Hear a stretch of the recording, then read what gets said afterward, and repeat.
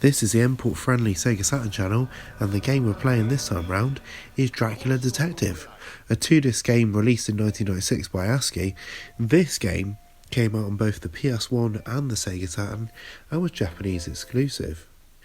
This is a very dialogue-heavy game that we're playing here, which the details are very sketchy online about this in any way, shape or form. From what I gather, you play this character here, who I believe is some sort of vampiric-like character. You've got an assistant, and from what I gather, this is your office, and this woman seems to have some sort of mystery for you, which she gives you the details for. I believe that perhaps someone has died, and that you are tasked with investigating what actually happened with some sort of psychic or supernatural skills that you might or might not possess. So this, if you've played any previous adventure games, you're going to know sort of the graphic style of this game, and it's actually a type of game that I actually quite enjoy, which is very much like Toriko and the Mansion of Hidden Souls, like this sort of CG heavy full motion video sequencing that goes into like a bit of pseudo 3D gameplay in a sec. And it's a shame really that this never got translated into English, because it looks really, really interesting, and being a 2-disc game, I should imagine it's probably quite a big game as well, and it is something you've got to really muddle your way through if you're going to give this a try. So here's our first sort of story caveat. We've been given bits of evidence, I suppose, that we've got to link together at a later point in the game. Now, in this box here, which we've just opened, the player doesn't control this. It's all still just the video cutscene so far, which we've already had a lengthy cutscene when the game starts up. I had to cut that because or else this episode ended up being 25 minutes of a game which nobody understands what the hell's going on in.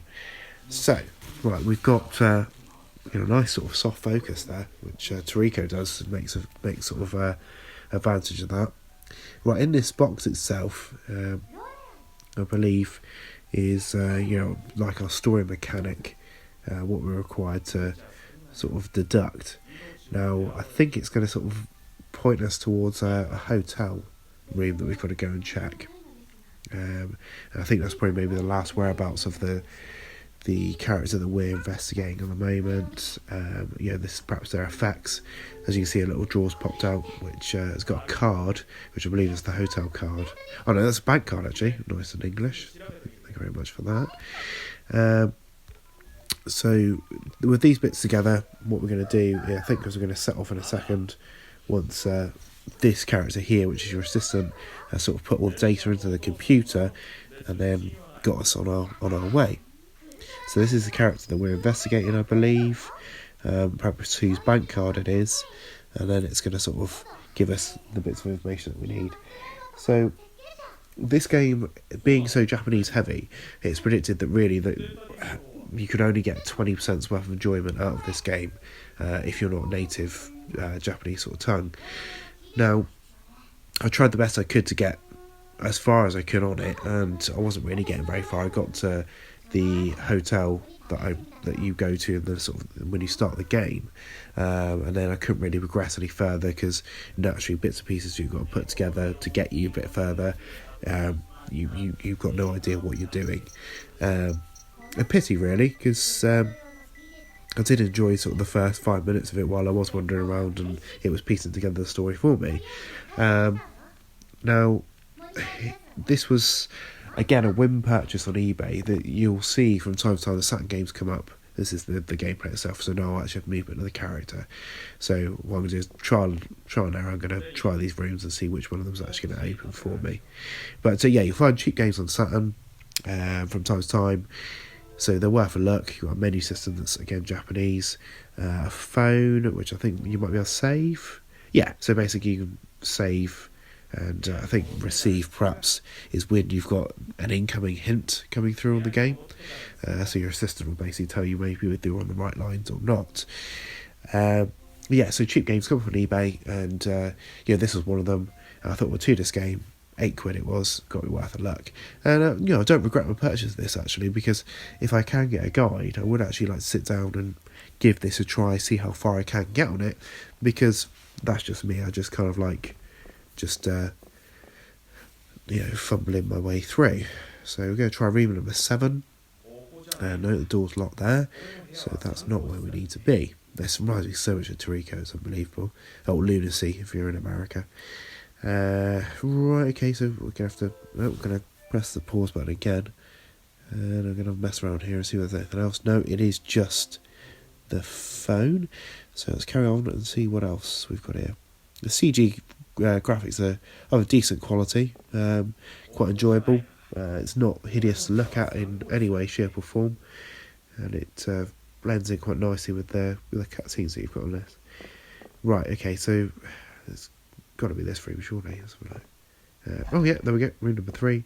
Right, so this is the room that we need in, and hopefully we're going to get a cutscene here, which the main character is getting a feel of what's happened to our character. There's, that's piqued his interest over in that corner.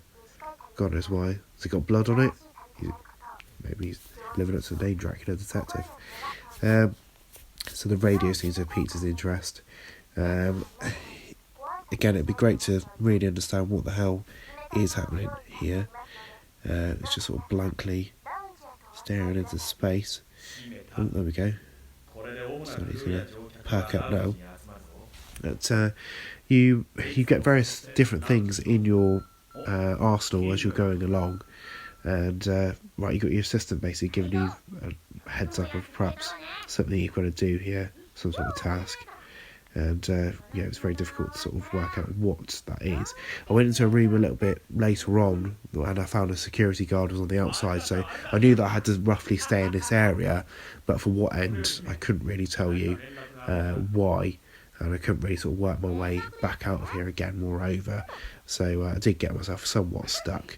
So if you do attempt to pick this one up, perhaps it's worth getting a guide if you find one on Google and have a little playthrough with that, just to see if you can find your way through, get some sort of enjoyment out of it.